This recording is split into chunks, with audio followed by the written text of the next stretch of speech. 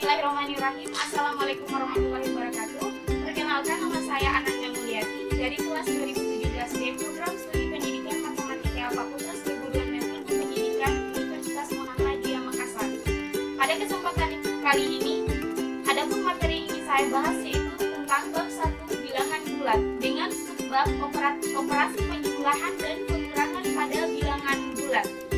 Sebelum kita melangkah lebih jauh untuk memahami apa itu operasi bilangan bulat, terlebih dahulu kita harus mengetahui apa itu pengertian bilangan bulat.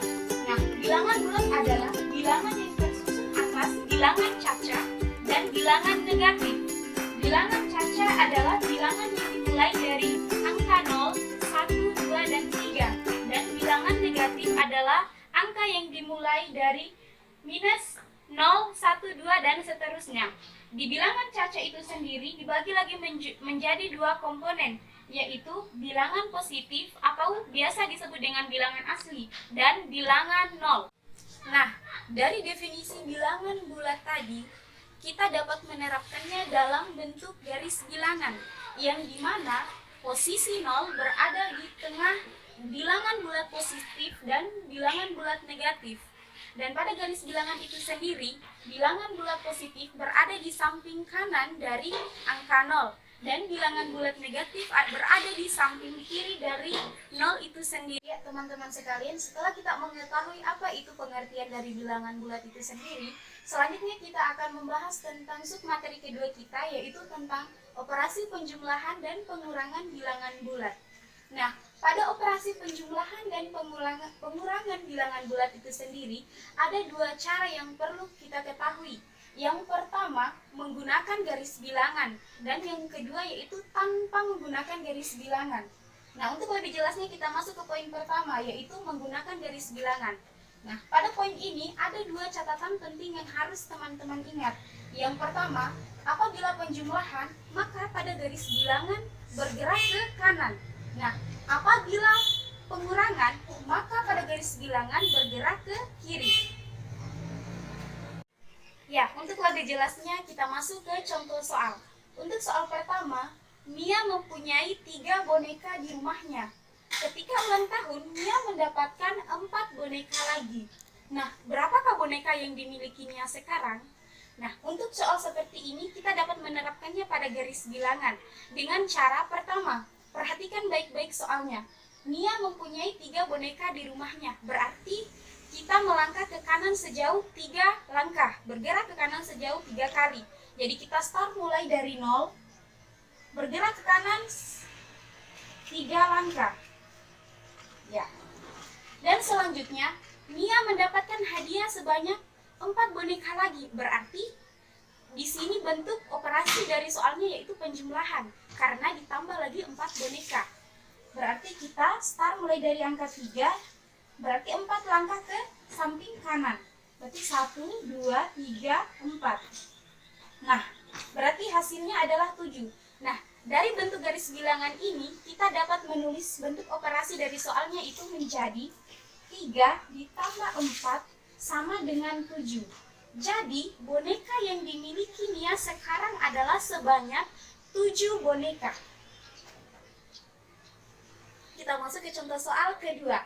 Nah, di contoh soal kedua, Mia mempunyai 6 pasang sepatu di rumahnya. Karena sedang senang hati, Mia memberikan 2 pasang sepatunya kepada sepupunya. Berapakah pasang sepatu yang dimiliki Mia sekarang?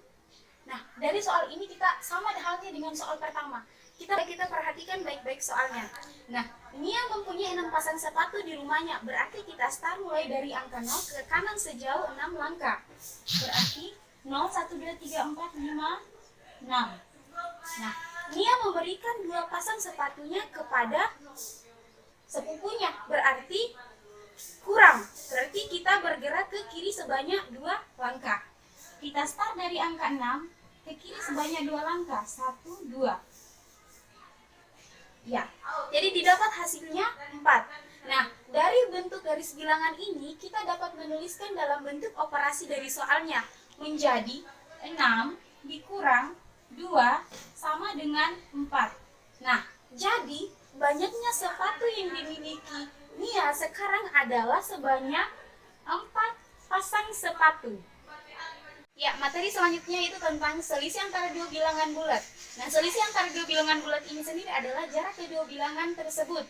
Pada garis bilangan, misalkan kita ambil contoh selisih antara 1 dan 4. Berarti kita terapkan pada garis bilangan, yaitu kita start mulai dari angka 1 dan 4. Nah, untuk mencari selisihnya, kita hitung berapa jarak dari 1 ke 4. Nah, bisa kita hitung 1, 2, 3. Nah, sebanyak 3 jarak. Berarti, dalam bentuk operasi matematika dapat kita tulis, yaitu menjadi 4 dikurang 1 sama dengan 3. Ya, selanjutnya, untuk cara kedua yaitu tanpa menggunakan garis bilangan. Nah, pada cara kedua ini ada 3 catatan yang perlu kalian ingat. Yang pertama, jika tanda sama, angka dijumlahkan.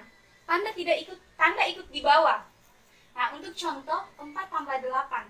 Nah, 4 dan 8 ini kan masing-masing angka positif. Berarti hasilnya juga nanti positif. Tinggal kita jumlahkan saja. 4 tambah 8 sama dengan 12. Itu maksudnya. Nah, untuk contoh soal kedua, min 4 dan min 8. Karena min 4 ini adalah angka negatif dan min 8 adalah angka negatif, maka tanda ikut di bawah. Berarti hasilnya nanti adalah min. Tinggal kita jumlahkan 4 tambah 8 adalah 12. Berarti hasilnya adalah min 12. Selanjutnya, untuk catatan kedua, jika tanda beda, angka dikurangkan. Tanda ikut yang besar. Untuk contoh soalnya, 4 dikurang 8. Kan 4 adalah angka positif dan 8 adalah angka negatif. Jadi kedua angka ini adalah beda. Maka tanda ikut yang besar. Nah, yang besar di antara 4 dan 8 adalah 8. Jadi tanda ikut yang angka 8. Berarti hasilnya adalah negatif. Berarti 4 dikurang 8 adalah 4. Berarti hasilnya adalah min 4. 4 kurang 8 adalah min 4. Nah, selanjutnya untuk catatan ketiga yaitu kalikan tanda dalam kurung dengan tanda di depannya. Kemudian operasikan. Nah, untuk lebih jelasnya kita masuk ke contoh soalnya. 4 ditambah min 8. Kan di sini ada 2 tanda, yaitu tanda positif dengan tanda negatif. Nah, untuk mengoperasikannya, kita harus menyamakan kedua tandanya itu. Apabila tanda positif bertemu dengan tanda negatif, berarti hasilnya negatif. Jadi kita dapat tulis di sini 4 dikurang 8. Kan sama tandanya di sini, tanda positif dengan positif, berarti tinggal kita langsung operasikan. Berarti 4 kurang 8 adalah min 4. Selanjutnya kita memasuki materi sifat-sifat operasi penjumlahan dan pengurangan pada bilangan bulat. Nah, adapun sifat-sifatnya itu ada 3. Yang pertama sifat tertutup. Nah, untuk sifat tertutup ini, untuk setiap bilangan bulat A dan B berlaku ketentuan A tambah B sama dengan C. Dengan C merupakan bilangan bulat. Langsung ke contoh soalnya, 4 tambah 8. Ini misalkan A, ini kan misalkan B. Jadi kalau dijumlahkan 4 tambah 8 adalah 12. Di mana 12 ini merupakan C yang dimaksud dari bilangan bulat. Selanjutnya sifat kedua, komutatif atau pertukaran. Untuk setiap bilangan bulat A dan B akan selalu berlaku ketentuan A tambah B sama dengan B tambah A. Contoh untuk penjumlahan, 4 tambah 8 sama dengan 8 tambah 4. Otomatis hasilnya nanti pasti akan sama. 4 tambah 8 sama dengan 12 dan 8 tambah 4 sama dengan 12. Ini benar. Nah, untuk pengurangan itu sendiri apakah berlaku sifat komutatif? Nah, kita coba 4 kurang 8 sama dengan min 4 dan 8 kurang 4 sama dengan 4. Ternyata untuk sifat komunitatif ini tidak berlaku pada pengurangan. Dan selanjutnya sifat ketiga yaitu sifat asosiatif atau pengelompokan. Untuk setiap bilangan bulat, baik A, B, dan C akan selalu berlaku ketentuan A tambah B tambah C sama dengan A tambah B tambah C. Yang pertama A tambah B dikurungkan, yang kedua B tambah C dikurungkan. Nah, untuk lebih jelasnya kita masuk ke contoh soal. 2 tambah 4 dikurungkan ditambah 8 sama dengan 2 ditambah dikurungkan 4 tambah 8. Nah, kita perhatikan yang ada tanda kurungnya dulu. 2 tambah 4 sama dengan 6 ditambah 8. Ini tulis kembali 2, terus 4 tambah 8, 12. 8 tambah 4, 8 tambah 6 tambah 8 adalah 14 sama dengan 2 tambah 12 sama dengan 14. Ini benar. Berarti berlaku sifat asosiatif pada penjumlahan. Nah, apakah berlaku juga pada pengurangan? Coba kita perhatikan contoh soalnya. 2 kurang 4. 2 kurang 4 sama dengan min 2 dikurang 8 sama dengan 2 dikurang 4 kurang 8 min 4. Nah, ternyata bisa dilihat dari sini, ternyata untuk sifat asosiatif itu tidak. Untuk lebih jelasnya kita masuk ke contoh soal ketiga. 2 tambah 4 dikurungkan ditambah 8 ditambah 2 tambah 4 ditambah 8 dikurungkan. Nah, kita operasikan 2 tambah 4 sama dengan 6 ditambah 8. Sama dengan 2 ditambah 4 tambah 8 kan 12. Berarti 6 tambah 8 14 sama dengan 2 tambah 12 14. Berarti untuk sifat ketiga berlaku pada penjumlahan. Nah, apakah berlaku pada pengurangan juga? Nah, kita coba contoh soal kedua. 2 dikurang 4 dikurungkan dikurang 8 sama dengan 2 dikurang 4 dikurang 8. Kita operasikan 2 kurang 4 sama dengan 2 dikurang 8 sama dengan 2 dikurang 4 kurang 8 kan tidak 4. Jadi kita masih lihat bahwa sifat ketiga ini tidak berlaku pada operasi